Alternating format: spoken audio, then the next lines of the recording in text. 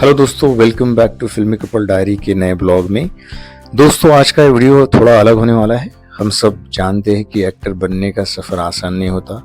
हर रोज़ न जाने कितने ऑडिशन होते हैं और उन्हीं में से कुछ चेहरे चुने जाते हैं। तो मैं भी उसी सफ़र पर हूँ। आज मैं आपको दिखाने वाला हूँ कि घर पे ऑडिशन कैसे दिया जाता है। तो देखिए, मुझे जो कैरेक्टर मिला है ये एक ऑटो रिक्शा ड्राइवर है और एक एड का ऑडिशन है। एक नया ईवी ऑटो रिक्शा मार्केट में लॉन्च होने वाला हो, तो उसका ही ऑडिशन है। तो मैं कबर्ड में देख रहा था कि मेरे पास ऐसा कुछ वाइट शर्ट है क्या, तो मुझे मिल गया, आप देख सकते हैं। और फिर मैंने उसे पहन लिया और फिर मैं थोड़ा सा मेकअप कर रहा हूँ उसके लिए। तो मैं तैयार हो रहा हूँ उस ऑडिशन के लिए, तो आप देख सकते हैं। देखिए दोस्तों, जब हम घर पे ऑडिशन रिकॉर्ड करते हैं तो एक आपको सेट यूज़ करना पड़ता है। मतलब जैसे कि देखिए, ये ऑटो रिक्शा का ऑडिशन है। मैं ड्राइवर का किरदार कर रहा हूँ, तो ऑटो तो यहाँ यूज़ नहीं कर सकता हूँ, तो मैंने चेयर ली और चेयर पे बैठूंगा। और दूसरी बात कि जो मेरे कास्टिंग डायरेक्टर विकास भाई, इन्होंने मुझे कल एक ब्रीफ भेजा था, तो मैं वो वॉइस मैसेज सुन रहा हूँ। ऑडिशन से पहले वो सुनना बहुत ज़रूरी है कि फिर हमें एग्जैक्टली पता चलेगा कि हमें क्या करना है।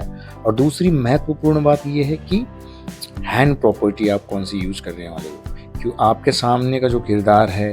अभी देखिए, मैं पूरा विस्तार से आपको नहीं बता सकता हूँ, डायलॉग्स भी नहीं बता सकता हूँ, क्योंकि ये प्रोडक्ट जो है अभी लॉन्च हुआ नहीं है। तो उसके पहले ये अनप्रोफेशनल बिहेवियर होता है कि हम अगर ये आपको सुनाएंगे डायलॉग्स और क्या थीम है। तो देखिए, मैं अभी रिहर्सल भी कर रहा हूँ। तो यही मैं आपको बताना चाहता हूँ कि हम ऑडिशन कैसे करते हैं, ये ऑल ओवर मैं आपको बताऊंगा।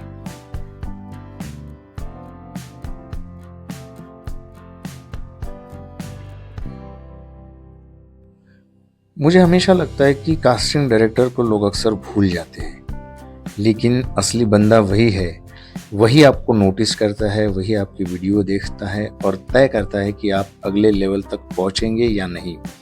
इसलिए ऑडिशन देते वक्त सबसे पहले आपको ये सोचना चाहिए कि आप किससे बात कर रहे हैं। सामने कैमरा है या नहीं, बल्कि एक इंसान है जो आपको देख रहा है। पहले ऑडिशन के लिए हमें ऑफिस जाना पड़ता था, लेकिन आफ्टर कोविड अब ज़माना बदल गया है। आजकल घर से ही सेल्फ टेस्ट भेजा जाता है।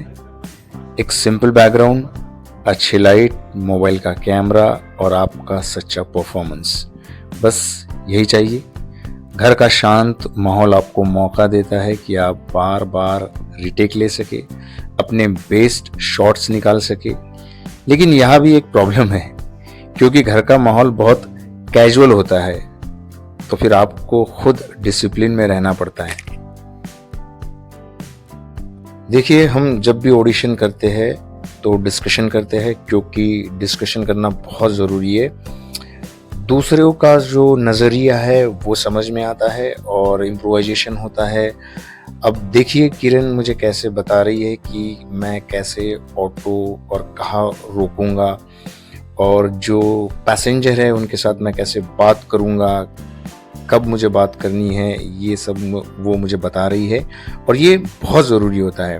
साथ ही साथ मेरे माइंड में जो चल रहा है, मेरे किरदारों को लेके मैंने जो सोचा है, वो भी मैं किरण के साथ शेयर कर रहा हूँ। मैं किरण को बता रहा हूँ कि देखो, अगर मुझे मीटर डाउन करना पड़ेगा तो मैं कैसे करूँगा, मुझे जो पैसेंजर है उनकी तरफ देखना है या नहीं। तो ओवरऑल ये छोटी छोटी चीज़ें होती है जो डिस्कशन करके ही आगे बढ़ती है और फिर एक अच्छा ऑडिशन बनता है। आप देख सकते हैं कि मैं फर्स्ट टेक दे रहा हूँ। एज एन एक्टर मैं बार बार रिटेक करता हूँ, क्योंकि फर्स्ट टेक में ही सब कुछ आ जाएगा ऐसा नहीं होता है। हाँ, हो सकता है कि कभी कभी फर्स्ट टेक ही ओके हो जाता है, लेकिन कोई भी एक्टर सेटिस्फाई नहीं होता है। और मैं भी उसी तरीके का एक्टर हूँ कि मैं बार बार रिटेक करता हूँ और फिर फर्स्ट टेक होने के बाद मैं उसे देख रहा हूँ कि मैंने क्या किया है। और फिर अगर मुझे लगता है कि कोई और चीज़ ऐड ऑन करनी है तो फिर मैं वो करता हूँ। तो मैं अभी ये फ़िलहाल देख रहा हूँ कि कैसे टेक हुआ है, और साथ में ही फिर किरण मुझे बताती है कि कुछ चीज़ें और तुम ऐड ऑन कर सकते हो, कि जैसे कि हम जब ऑडिशन करते हैं तो हमें पता चलता है कि अरे यार यहाँ पे हम लोग और कुछ ऐड कर सकते हैं। तो वैसे ही किरण मुझे बता रही है कि और तुम्हें कुछ ऐड करना है। और फिलहाल मैं सोच रहा था कि मुझे एक बार और जो कास्टिंग डायरेक्टर ने ब्रीफ भेजा था वो भी सुनना चाहिए, तो मैं उसको भी सुनता हूँ बीच में। और किरण लगातार मुझे थोड़ा सा और बता रही है कि तुम्हें और क्या करना चाहिए और थोड़ा इम्प्रोवाइज हो सकता है, तो वो मुझे बता रही है। तो ऑल ओवर इस तरीके से हम लोग बार बार रिटेक करते हैं और फिर ऑडिशन करते हैं। अब एंगल गलत ले लिया प्रवीण तुमने फिर से।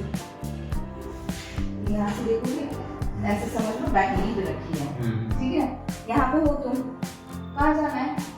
ऐसे टूवर्ड्स, अच्छा बैकग्राउंड, ओके ओके ओके। आईना टूवर्ड्स बैठिए, बैठिए बस, ठीक है।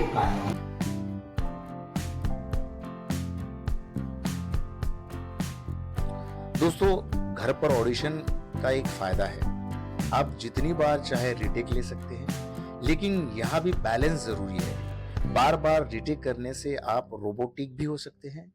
असली जादू तभी आता है जब आप कैमरे को भूलकर सच में उस सीन में खो जाते हैं। दोस्तों, एक्टर का रास्ता लंबा और मुश्किल होता है। कई बार रिजेक्शन मिलता है, कई बार हमारी मेहनत नोटिस ही नहीं होती। लेकिन याद रखिए, हर ऑडिशन आपके लिए एक नई प्रैक्टिस है, एक नया चांस है खुद को बेहतर बनाने का। घर से दिए गए ये छोटे छोटे ऑडिशन ही आगे चलकर आपके बड़े रोल्स की नींव रखते हैं। तो हिम्मत मत हारिए, सपनों पर भरोसा रखिए और हर दिन अपने आर्ट को निखारते रहिए, क्योंकि एक दिन ये कैमरा सिर्फ आपकी ऑडिशन नहीं, आपकी बड़ी फिल्म रिकॉर्ड करेगा।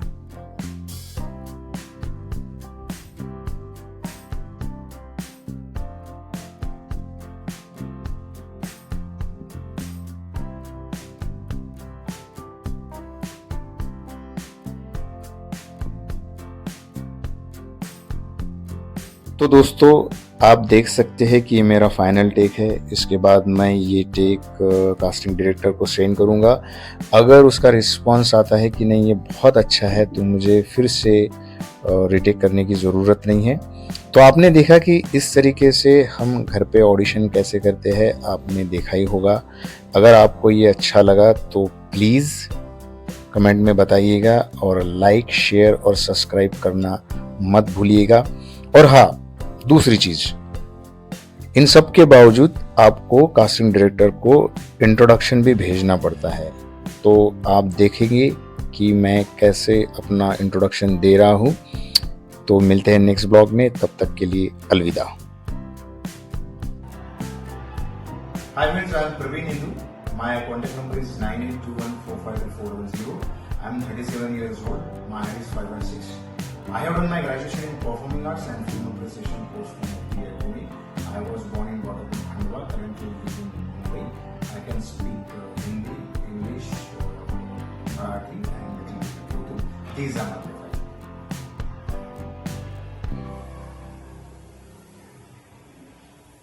Thank you.